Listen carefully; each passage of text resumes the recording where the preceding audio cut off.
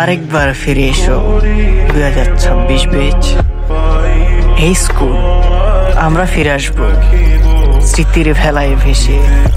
আজ দাঁড়িয়ে আছি আমাদের স্কুল জীবনের শেষ প্রান্তে। কত গল্প, কত হাসি, কত দুষ্টামি, সব মিলিয়ে এই স্কুলটাই ছিল আমাদের দ্বিতীয় ঘর। সেই সকালের ঘন্টা, ক্লাসের দেরি করে ঢোকার লজ্জা, স্যার ম্যাডামের বকুনি, আর সবই যেন অদ্ভুত মায়াতে জড়িয়ে আছে।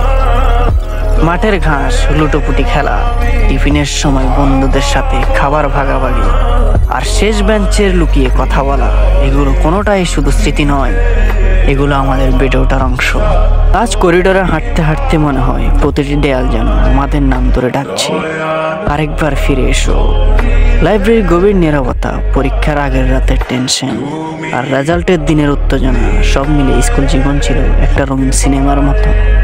কিন্তু সেই সিনেমার আর শেষ দৃশ্য, বিদায় শব্দটা তাই এত কষ্ট দেয়। বন্ধুরা, আমরা জানি আর কখনো এমনভাবে একই বেঞ্চে আর বসা হবে না, একই মাঠে দৌড়ানো হবে না, একই টিফিনে হো হো করে আর আসা হবে না। তবে একটি কথা মনে রাখবো, স্কুল কখনো আমাদের ছেড়ে যায় না, স্মৃতির মতো আমাদের ভিতরে বেঁচে থাকে।